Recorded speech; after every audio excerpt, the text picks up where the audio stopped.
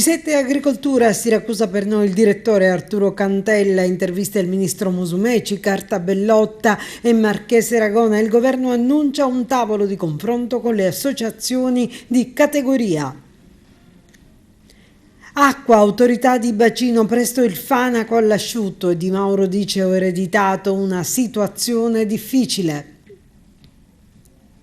Preoccupa il fenomeno dell'erosione costiera a San Leone, ne abbiamo parlato con l'assessore regionale Savarino.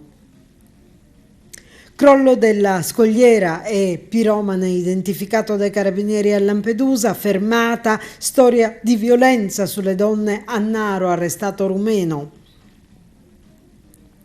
La decurtazione delle ore di servizio per l'assistenza ai disabili è un ostacolo all'inclusione scolastica e al diritto allo studio di una fascia che ne ha bisogno. Dura nota degli operatori contro l'amministrazione comunale. Alicata, Russotto e Augusto lasciano la Democrazia Cristiana e passano al gruppo misto. È sempre Alicata gemellaggio con Malta. Elena Di Battista, niente da fare per l'Agrigentina, giunta tra le prime 15 più belle d'Italia. Miss Italia in corona la reginetta Ofelia Passaponti di Siena. L'Acragas battuta per 2-0 dalla Castrum Favara dispone il silenzio stampa. Al Palanicosia il secondo Memorial Pietro Muragna di pallavolo e Sport City Day ieri al centro polisportivo del villaggio Peruzzo.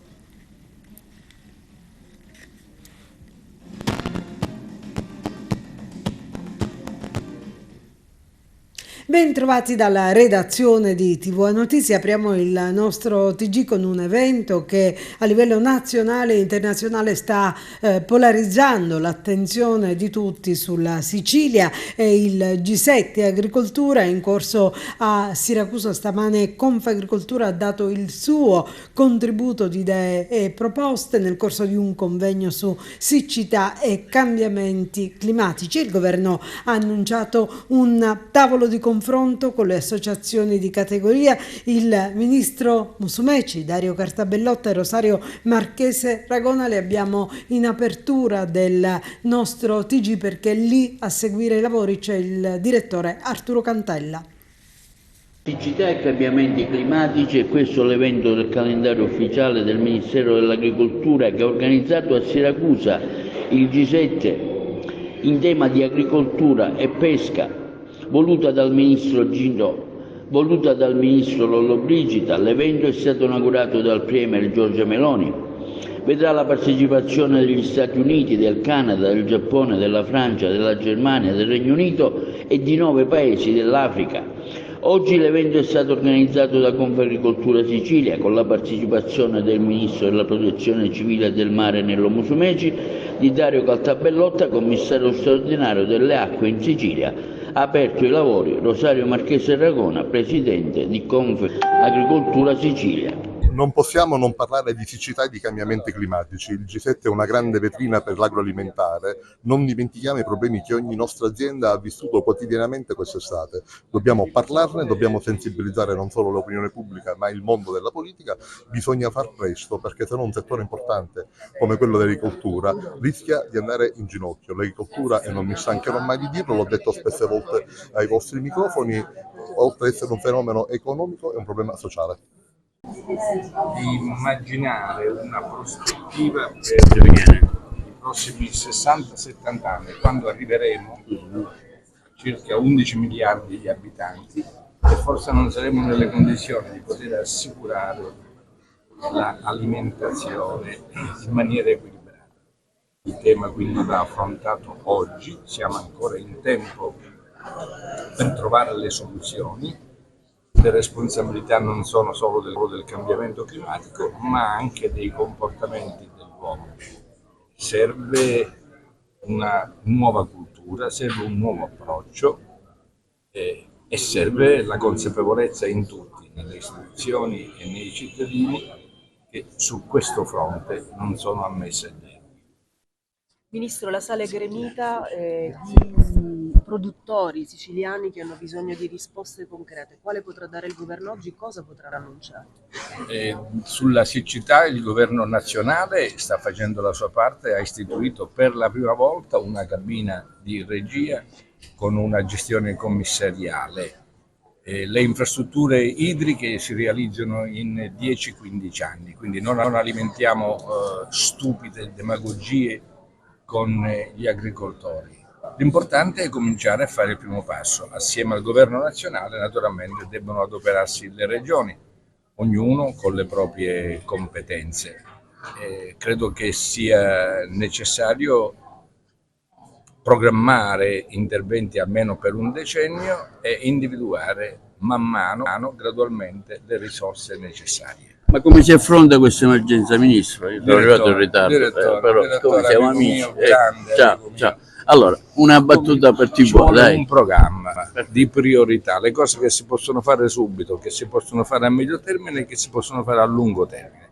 E accanto a ogni priorità inserire la somma necessaria, le risorse necessarie e capire chi deve fare cosa, tutto quello che purtroppo è mancato. Lei pensi che quando io mi sono insediato alla Regione mancava l'autorità di bacino, cioè lo strumento che consente di disciplinare l'assetto idrografico dell'isola. L'abbiamo istituito, abbiamo varato i primi necessari provvedimenti, un piano contro la siccità. Chi verrà dopo continuerà a fare il resto. Dottore Cartabellotta, Ortigia per diminuzione Expo G7, l'interessante convegno cui lei partecipa insieme al Ministro Musumeci sulla emergenza della siccità nel settore agricoltura in Sicilia. È l'occasione per fare il punto su come questa situazione di ovviamente siccità, cambiamenti climatici sta impattando sull'agricoltura. È chiaro che tra il miglioramento infrastrutturale, sia delle dighe e delle reti irrigue, ma soprattutto con la strategia di adattamento al cambiamento climatico, con gli interventi che stiamo facendo con il PSR, quindi per pozze, laghetti, quindi dissalatori e acque reflue, si potrà attenuare questo problema in maniera tale da dare un futuro alla nostra agricoltura. La Sicilia è al centro dell'attenzione, con questo G7 è dedicato all'agricoltura, alla pesca. Come vede questa situazione? Sicuramente è fondamentale questa scelta del Ministro Lollobrigida per accendere i riflettori su questo tema, sull'agricoltura, sul suo futuro, non solo a livello regionale, nazionale e comunitario, ma con tutti i paesi del G7, perché la questione dell'alimentazione, del cibo e dell'agricoltura rappresentano le sfide più importanti del pianeta. E ancora siccità, c'è allarme delle autorità di bacino, il Fanaco è quasi asciutto e Di Mauro, che è l'assessore al ramo alle acque e rifiuti, afferma: ho ereditato una situazione molto difficile. Tranquilli dopo le dichiarazioni rilasciate dall'autorità di bacino siciliana, gli invasi utilizzati per uso potabile in assenza di precipitazioni esauriranno i volumi utili tra il mese di novembre e il prossimo mese di gennaio. Lo afferma Antonino Granata, il dirigente del servizio tutela delle risorse idriche, secondo cui particolarmente critica è la situazione dell'invaso Fanaco, il cui volume è oramai esaurito e attualmente i prelevi sono minimi con l'ausilio di una zattera di sollevamento. Ricordiamo, il Fanaco rifornisce Agrigento e Caltanissetta, ma è una situazione che al di là dell'assenza di piogge pesa anche sull'amministrazione regionale e sulla burocrazia. L'assessore al ramo, l'agrigentino Roberto Di Mauro, prova a giustificare l'emergenza affermando che ha ereditato una pesante situazione. Nel mio assessorato, dice, mancano anche i responsabili di servizio, sono scoperti l'ufficio dighe, quello rifiuti e quello per le bonifiche. I responsabili sono tutti andati in pensione, afferma, abbiamo fatto i bandi e non partecipa nessuno. E ci sembra una situazione davvero paradossale in una Sicilia che forma cervelli e li spedisce al nord e all'estero, dunque qualcosa non quadra. Parliamo ancora di agricoltura. La prossima manovra finanziaria deve prevedere somme per l'agricoltura. È giusto che il governo regionale pianifichi interventi duraturi nel tempo, la cui realizzazione però richiede anni, ma è altrettanto corretto pensare all'immediato. Lo afferma il deputato regionale Carmelo Pace, capogruppo della DC all'Ars. Ritengo, continua, che nell'attesa di programmare interventi futuri occorra stanziare stanziare somme per piccole opere tampone la cui realizzazione possa scongiurare che nella prossima stagione irrigua si verifichino gli stessi episodi di quest'anno, ovvero che l'acqua dei fiumi finisca in mare e gli invasi rimangano a secco. Occorre poi, dice, fare in modo che i consorzi di tutela DOP e IGP possano avere risorse per la promozione dei prodotti con certificazione ed infine bisognerebbe stanziare somme per gli agricoltori che a causa dell'emergenza idrica hanno accumulato debiti nei confronti dei consorzi di bonifica. Parliamo adesso del Parco Icori. Nei giorni scorsi un incendio, c'è una dura presa di posizione del PD cittadino attraverso il segretario Nino Cuffaro. L'incendio applicato nei giorni scorsi al Parco della Dolorata ha spinto Nino Cuffaro, segretario del PD cittadino, a tornare sull'argomento, sottolineando che da anni diverse associazioni denunciano lo stato di abbandono del parco e proprio per questo hanno lanciato una petizione per il recupero dello stesso, che è stata presentata al sindaco agli inizi del mese di settembre. La prima richiesta delle associazioni, afferma Cuffaro, è stata la messa in sicurezza del patrimonio arboreo. Infatti nella nota è detto a chiare lettere che per parlare del futuro del parco è necessario innanzitutto mettere con urgenza l'area in sicurezza dal rischio incendi. Oggi sterpaglie, erba secca del sottobosco e rifiuti che abbondano ovunque sono una miccia pericolosissima per la sopravvivenza del parco. Il comune, dicono nella nota, non ignori il problema perché sarebbe un'omissione gravissima, ma il comune, nonostante l'impegno formale del sindaco a chiedere l'intervento della forestale,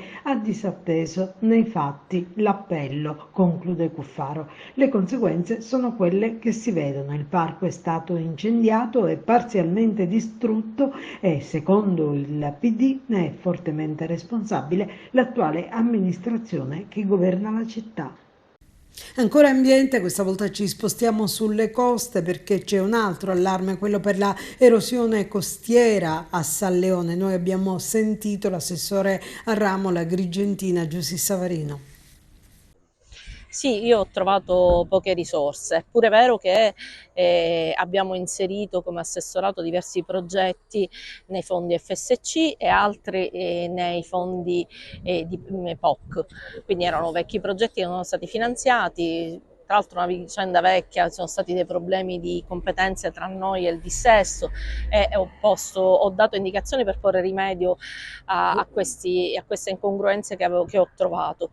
Poi ho delle piccole riserve e ho immaginato di utilizzarle tutte su Agrigento, dando priorità proprio perché Agrigento sarà destinataria di un flusso turistico sovramisura, che è quello di Agrigento Capitale della Cultura, che giustifica un'attenzione che sta avendo dal governo regionale e dal governo nazionale su una serie di misure.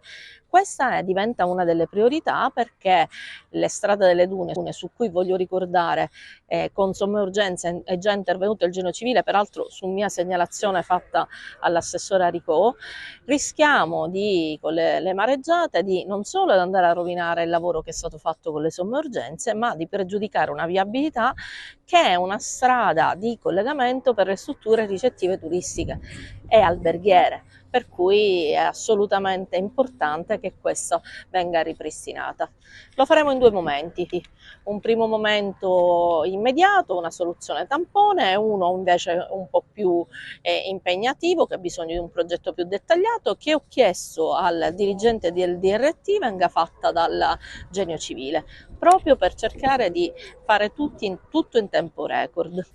E una porzione di Scogliera di Ponente, subito dopo l'Albero del Sole a Lampedusa, è crollata d'improvviso. Non ci sono feriti perché nell'esatto momento del cedimento non c'erano imbarcazioni sotto il tratto di costa. Grande allarme c'è stato tra gli isolani, in tanti si sono precipitati nella zona per constatare cosa fosse accaduto.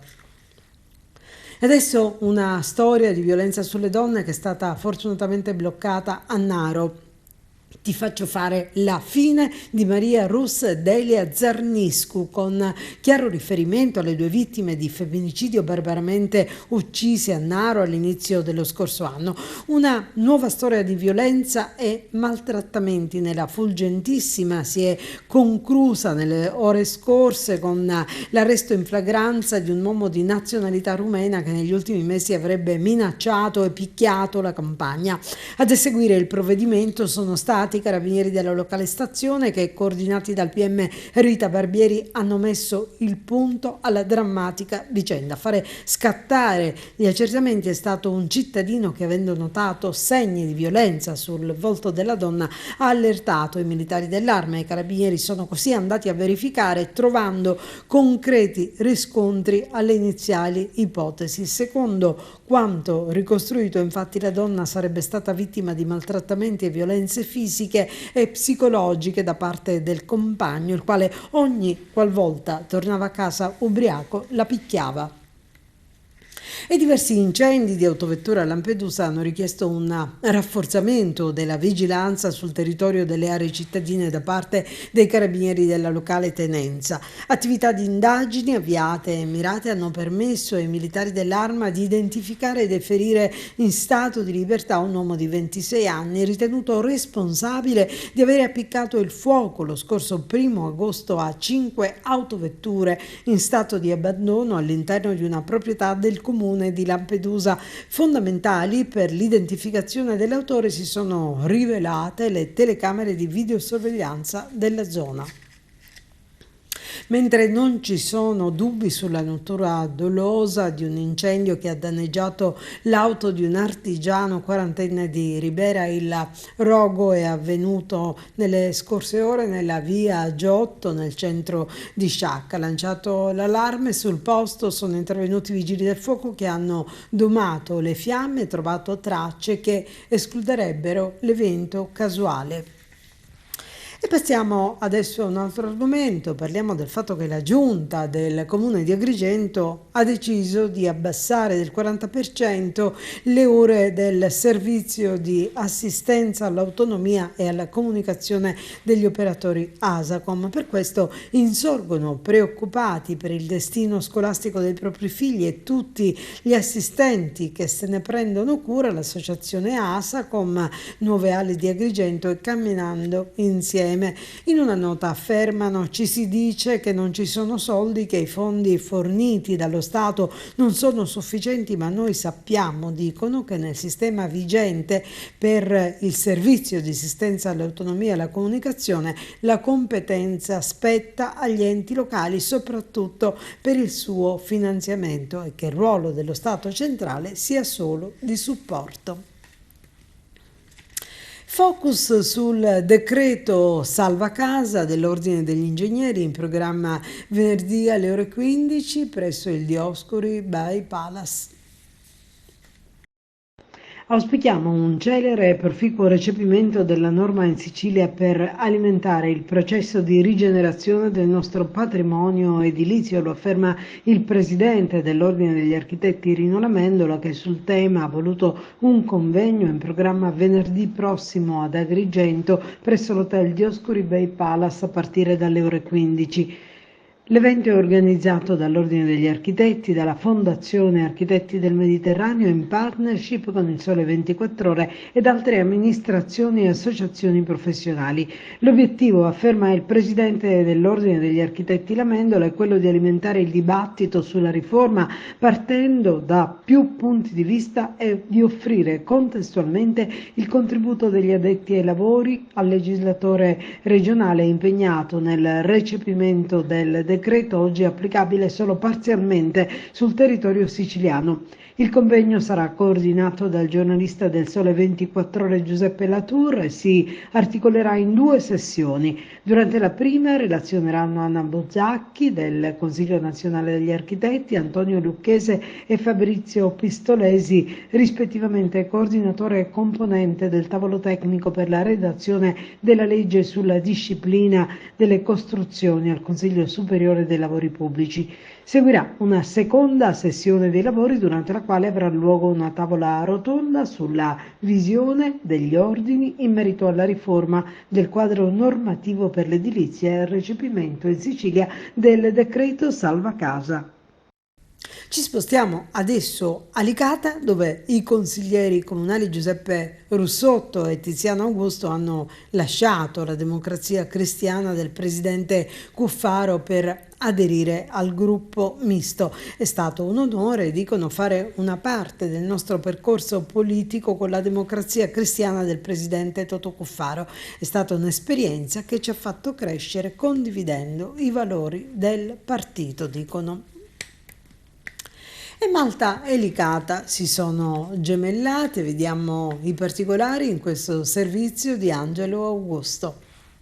Un anno fa abbiamo creato questo contatto col comune di Birgu tramite la dottoressa Legname e una nostra compaesana Angela Cusumano che ha lavorato tanto in questa direzione. Oggi è una realtà, è un protocollo d'intesa siglato e autenticato dal notaio comunale, lo invieremo noi alla Presidenza della Regione Siciliana, il sindaco di Birgu al governo di Malta. Quindi si fanno i primi passi ufficiali in questa direzione e tutto è stato sigillato dalla disponibilità assoluta e quindi certificata con una firma apposta dall'amministratore delegato del porto di Licata Marina Cala del Sole, il geometra Geraci, che ha sottoscritto con noi l'accordo, dando la disponibilità immediata per l'approdo. Questo è un passo importante perché c'è un'iniziativa che farà più bene per i due paesi, Malta e Sicilia, anche a Birgu e Licata, e anche per il commercio e anche per la cultura di entrambi i paesi. Noi già in passato avevamo programmato e pianificato questa operazione con il commendator Vittorio Morace, il titolare di Ustica Line, il quale aveva già accettato e aveva avviato le procedure per poter creare il collegamento rapido con aliscafi tra Licata e Malta. Questo risale al 2012-2013.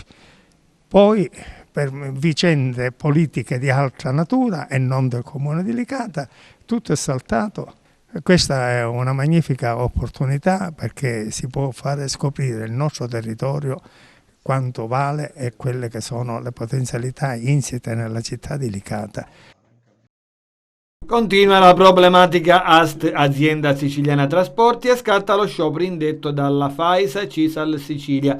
Una protesta di 4 ore ancora data da destinarsi, coi vertici sindacali, si legge su Palermo Today, che avrebbero dichiarato come hanno vanamente allertato le autorità competenti, prefetture, governo regionale, assessorati e la stessa dirigenza della partecipata regionale sulle condizioni del parco macchine dell'azienda siciliana trasporti e dell'inevitabile fermo delle vetture, che causa gravi disagi a studenti e pendolari. Si dicono pronti allo sciopero dopo che da oltre un anno hanno lanciato un grido di allarme denunciando a tutte le prefetture della Sicilia dove si trovano le sedi periferiche della società Palermo, Catania, Messina, Trapani, Siracusa e Modica la gravissima situazione che ha causato e continua a causare l'interruzione di pubblico servizio e per il quale nessuno delle istituzioni ne ha voluto prendere atto, affermano.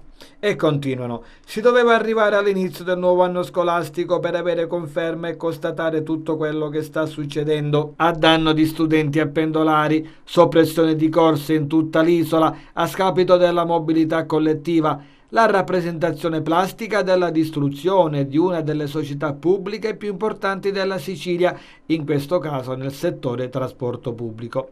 E andando a chiudere si legge ancora nessuna programmazione, soluzioni raffazzonate e discordanti poste dal governo regionale, ancora più confusione e disservizi che hanno toccato il fondo.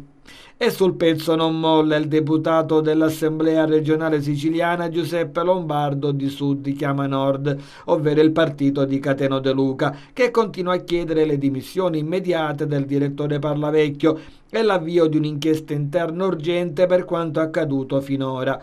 Una gestione improvvisata, si legge in una sua nota, mirata a cedere ai privati quanti più tratti possibili, gestite in concessione dall'azienda siciliana trasporti. La prova va a concludere Lombardo, è la nota del 19 settembre scorso inviata a tutte le sedi periferiche di Ast, in cui si invitava a mantenere in vigore l'intero programma di esercizio a supporto dei privati. Privati, afferma il deputato di Sud Chiama Nord, individuati per sostituirsi ad Ast, poiché, come dichiarato dallo stesso direttore generale, l'azienda non dispone dei mezzi necessari per svolgere il servizio.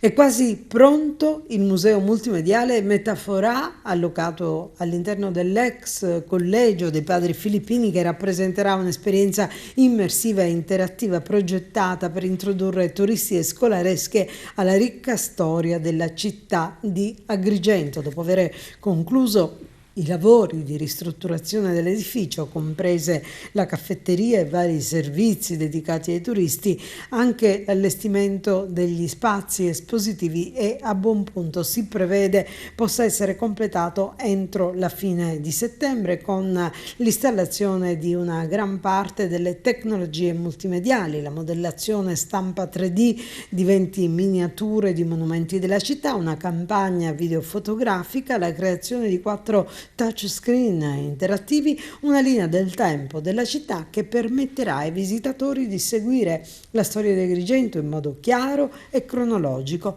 Di tutto ciò ha dato comunicazione l'assessore ai lavori pubblici Gerlando Principato, che ha aggiunto: siamo certi che il museo multimediale sarà completato in tempo utile per Agrigento, capitale della cultura 25.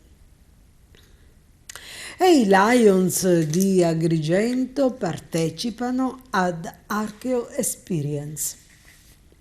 I 4 Lions Club della zona 26 Agrigento Host, Chiaramonte, Zolfare e Valle dei Templi ed il Leo Club saranno parte attiva del progetto Archeo Experience nell'Isola dei Tesori.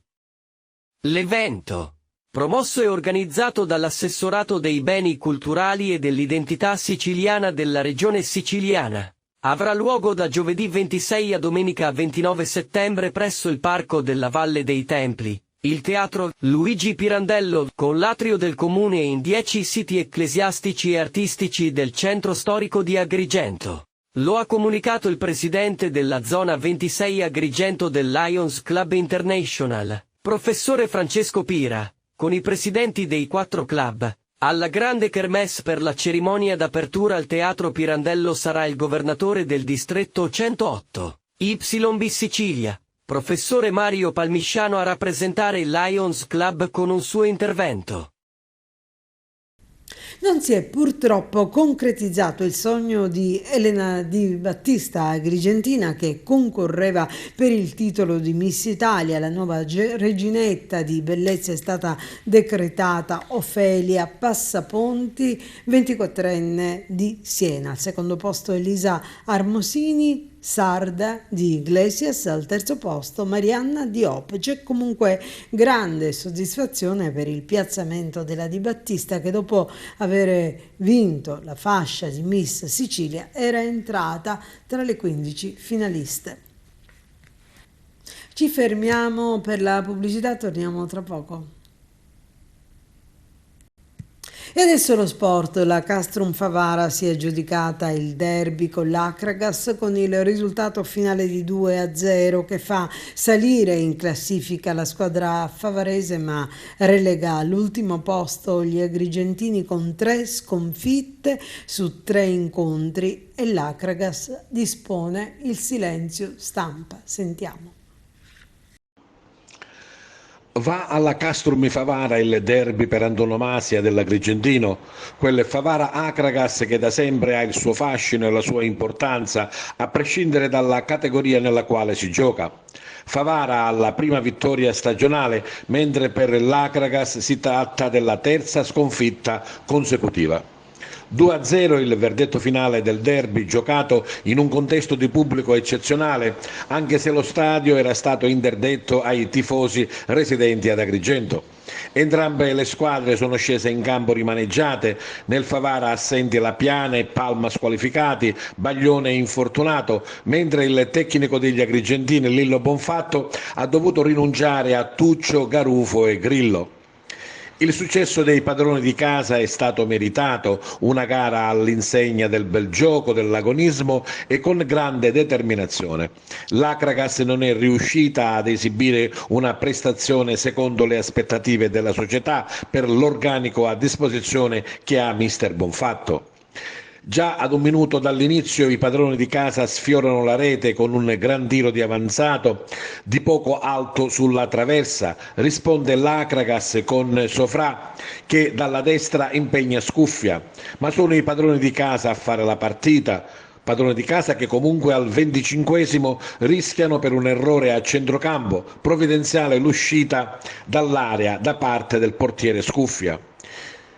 Castrumi Favara che cerca con insistenza il gol del vantaggio che trova al 46esimo, discesa sulla sinistra di Vaccaro, servizio rasoterra in aria dove irrompe Romero che insacca. Il raddoppio arriva al terzo minuto della ripresa, rete firmata da Deiana Testoni che fa esplodere il Broccoleri. L'Acragas nonostante i campi si mostra incapace di reagire mentre il Favara gestisce bene la partita senza particolari problemi fino al 95esimo. Ma ecco le interviste. Questa vittoria va ai miei ragazzi. Io credo che oggi hanno fatto una partita importante, nei momenti di difficoltà sono stati sempre compatti. Un pensiero a Lorenzo Mirabelli, speriamo che rientra subito perché abbiamo bisogno della sua esperienza, della sua capacità di fare gruppo. Siamo contenti per la nostra gente, era da tanto tempo che l'aspettavano questa vittoria. In queste settimane ci siamo sempre detto che questa gente merita una grande soddisfazione e la soddisfazione più grande la possiamo dare nella partita più importante per i nostri tifosi, che è quella con l'Acragas. Siamo stati bravi a fare una partita determinata, una partita tecnica, una partita importante sotto l'aspetto tattico e una vittoria meritata. Abbiamo visto in campo dei ragazzi sicuramente determinati, come dice lei, e anche vogliosi di far bene. Certo, la terza gara del campionato adesso si inizia un po' a rodare meglio, no? Ma l'abbiamo detto, noi conosciamo la strada, l'esperienza serve anche a questo. Sono consapevole di avere un gruppo sano, un gruppo serio, un gruppo motivato, un gruppo che ha fame.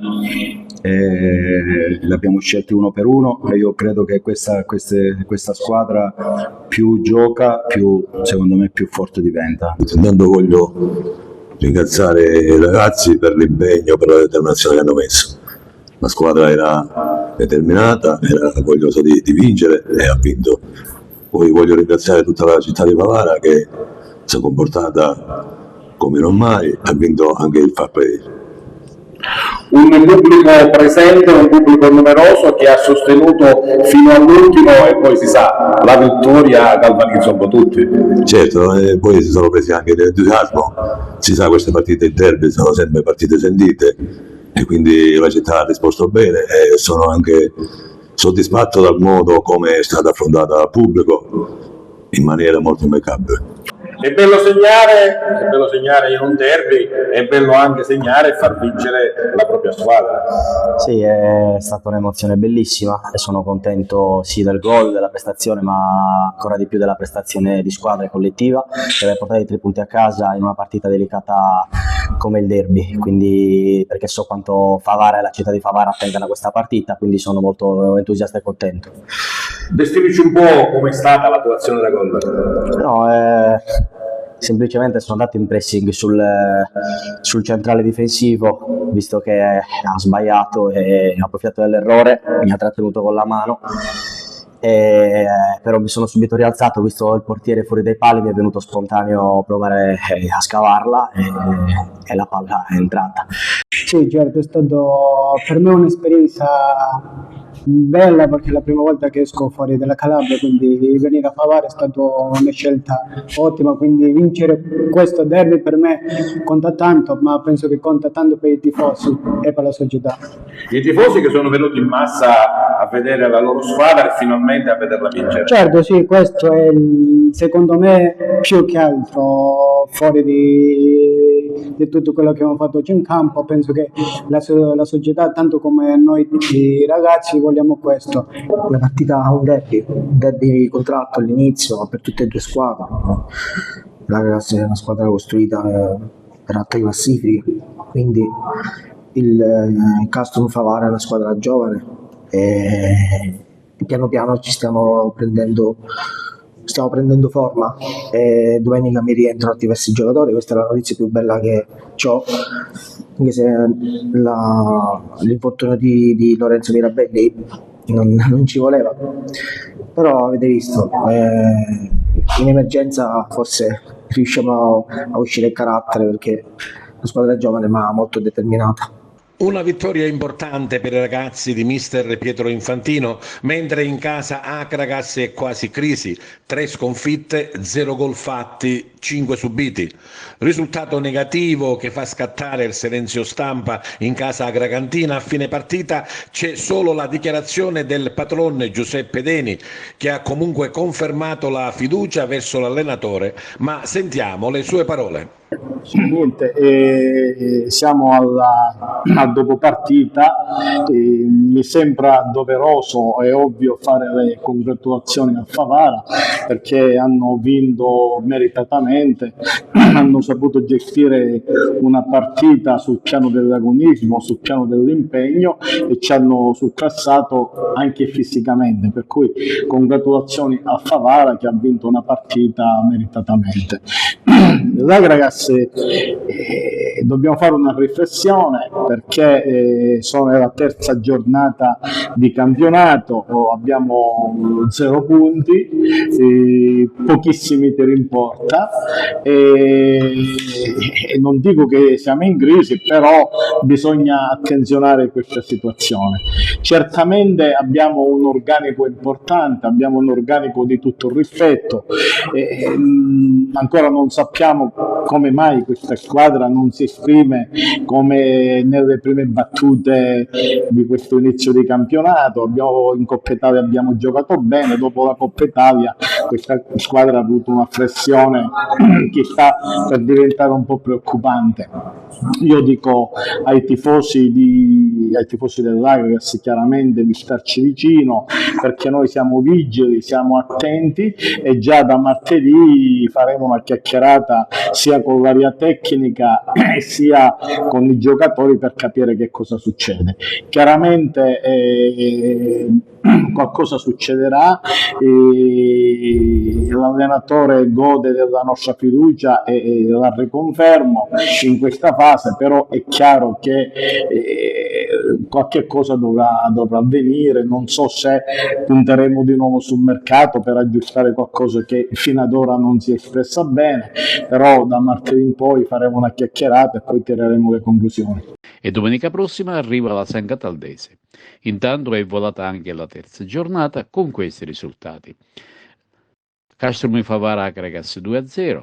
A Sant'Agata la Regina ha vinto 3-1 con il Città di Sant'Agata, il Pompei ha superato il Sampiase per 2-0, la Vibonese ha vinto all'Ocri per 1-0, Ragusa ed Acireale è terminata in parità 1-1, Scafattese Licata 4-0, Noveggia Virtus Siena 0-1, San Cataldese e Paternò 1-1, mentre la Nissa ha perso in casa con il Siracusa per 1-1.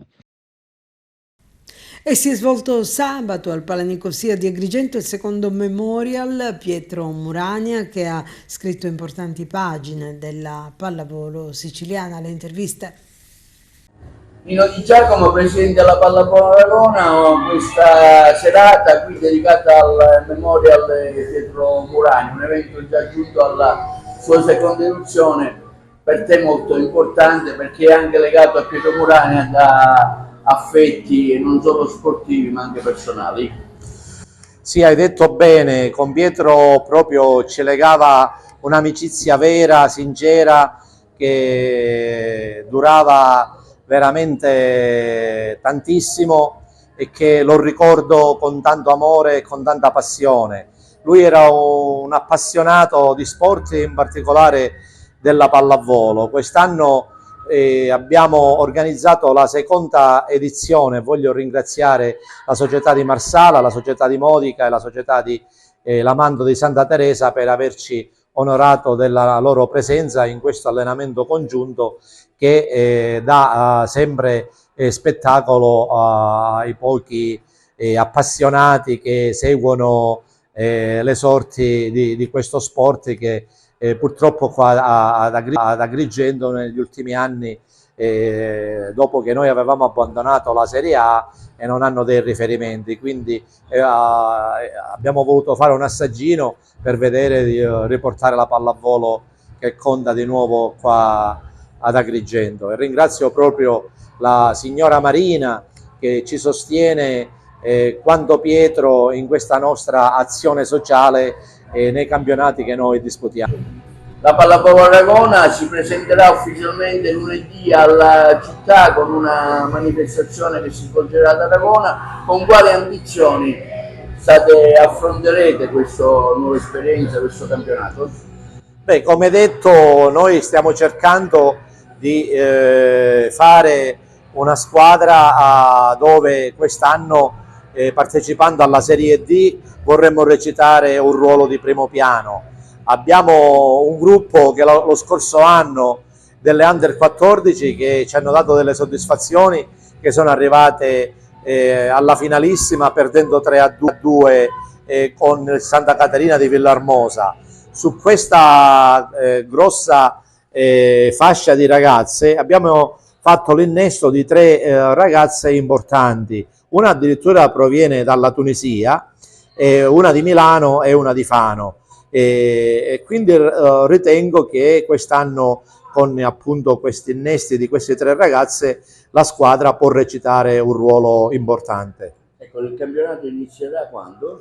Il campionato inizierà a fine ottobre e ancora non abbiamo notizie dalla federazione, ma sicuramente per vicinorietà ci aspettiamo di essere messi nel girone di Palermo e Trapani.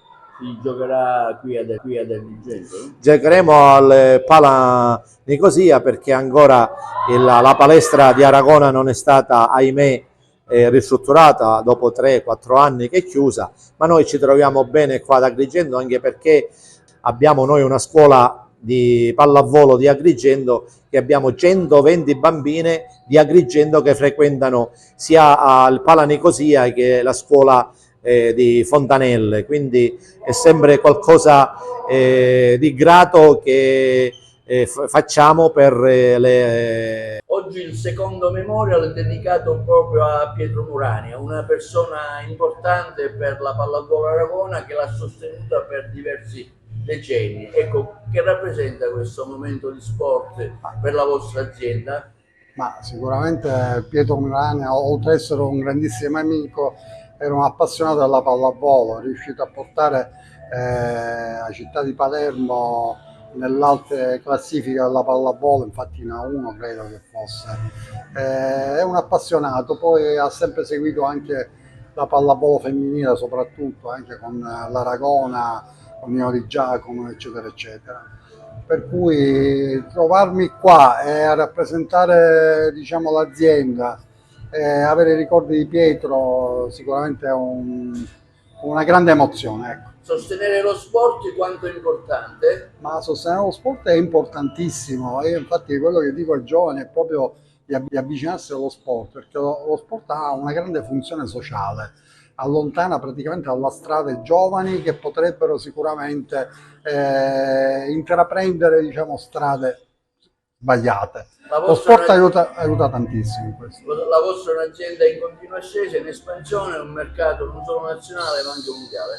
Sì, la nostra, diciamo, è un'azienda leader a livello nazionale, siamo presenti nella grande distribuzione in tutta Italia, facciamo grandi investimenti, è un'azienda che è sicuramente anche quest'anno dai bilanci è in netta crescita. Interessante e partecipata giornata ieri per la promozione delle attività sportive ospitata dal centro polisportivo del villaggio Peruzzo. È stato lo Sport City Day che ha seguito Arturo Cantella. Parliamo di questa iniziativa Sport City Day che si è svolta qui presso il centro sportivo del villaggio Peruzzo, che ha visto coinvolti tante associazioni ma anche tanti ragazzini dediti proprio all'attività. Sì, oggi è una gran bella giornata di sport, si celebra lo Sport City Day 2024 in tutte le città, in tutti i comuni italiani che hanno aderito all'iniziativa. Quest'anno sono ben 162 comuni che hanno aderito. Lo slogan, l'hashtag della manifestazione è la Repubblica del Movimento, proprio perché Sport City Day vuole essere una celebrazione della promozione dello sport, del movimento, nello specifico all'aperto, e coinvolgendo, sensibilizzando quelli che sono gli enti pubblici, gli enti locali, le amministrazioni, le associazioni del territorio, a far sì che si possa porre attenzione a valorizzare quelli che sono gli spazi pubblici, le aree urbane, le ville, i giardini, ad adibire e rendere fruibili per tutti i cittadini a praticare libera attività sportiva.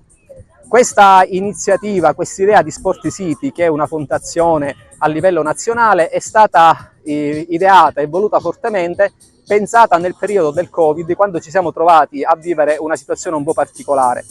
E appunto lo spirito, l'attenzione, la nostra voce degli sportivi di Chiama a fare sport vuole essere proprio quella di porre l'attenzione alla pratica sportiva all'aperto, sport che sappiamo benissimo che è prevalentemente salute, benessere fisico e anche prevenzione, ed è anche uno stile di vita. Oggi è una gran bella giornata, sono felice che sono state presenti tantissime associazioni.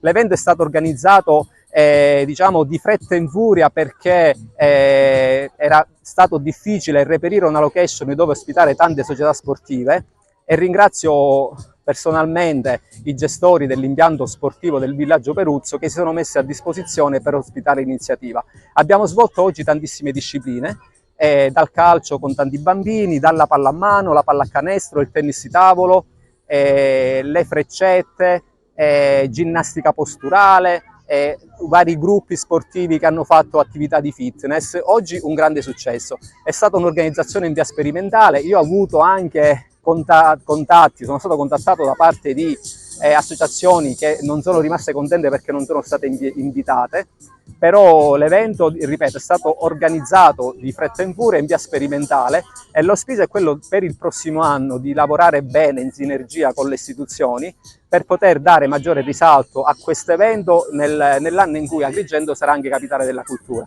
e quindi avere maggiore visibilità e possibilmente ospitare anche un convegno per la regione Sicilia inerente proprio allo Sport City Day. Oggi questo centro sportivo è stato testimonial di questa bella manifestazione sportiva, avete messo a disposizione la vostra struttura?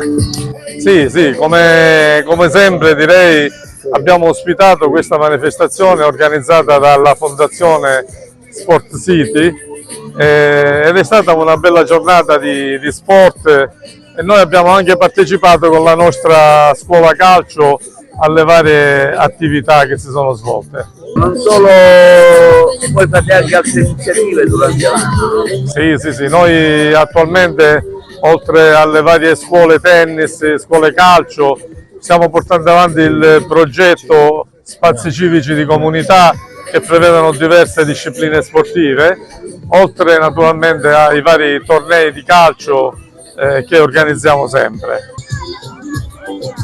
Anche voi avete ritenuto di partecipare a questa bella manifestazione sportiva con la vostra squadra? Siamo stati invitati a questa manifestazione, siamo contenti che ci hanno invitato a una bella manifestazione, i bambini si sono divertiti, condivisione, sport, diciamo che è stato un bel pomeriggio di sport, ecco, siamo fieri di aver partecipato con la nostra scuola calcio.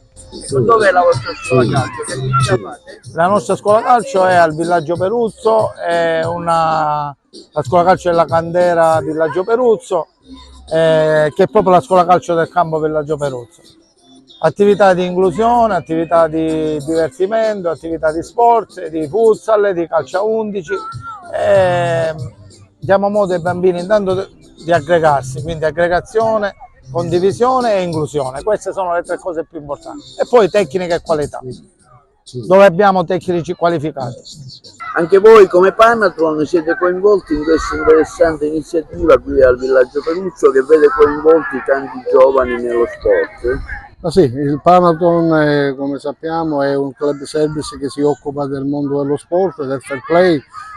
Condanniamo qualunque forma di violenza in tutte le sue forme nel mondo dello sport. Oggi siamo qui perché abbiamo patrocinato questo importante evento sportivo tra i giovani, perché anche qui vogliamo lanciare un segnale preciso ai giovani di fare sport, perché fare sport fa bene e serve anche come momento di aggregazione nel mondo sociale, soprattutto per conoscere meglio quelle che sono le regole e i principi dello sport. Parliamo di questa manifestazione che si è svolta qui al Villaggio Peruccio, che vede coinvolti i giovani nelle attività sportive. Sì, esatto, questa è una manifestazione che è stata indetta dalla Fondazione Sport City e si sta facendo in tutto il territorio nazionale. Come manifestazione nazionale naturalmente ha avuto anche il patrocinio del CONI nazionale, quindi di rimando anche, diciamo, le delegazioni provinciali collaborano con l'organizzazione della manifestazione, soprattutto perché anche il CONI condivide le finalità di questa manifestazione, quindi la promozione di uno sport dal punto di vista salutare, di uno sport fatto all'aria aperta, che quindi migliora lo stato di salute di tutti i cittadini. Dico, anche se voglio dire, ancora forse questa cultura della manifestazione di massa dove si viene, ecco, per provare le discipline sportive, magari ad Agrigento non è tanto sviluppata, perché forse non si capisce l'importanza di questi che sono i raduni delle persone, di grandi masse di persone che si vengono a cimentare per provare discipline sportive che normalmente non si possono praticare.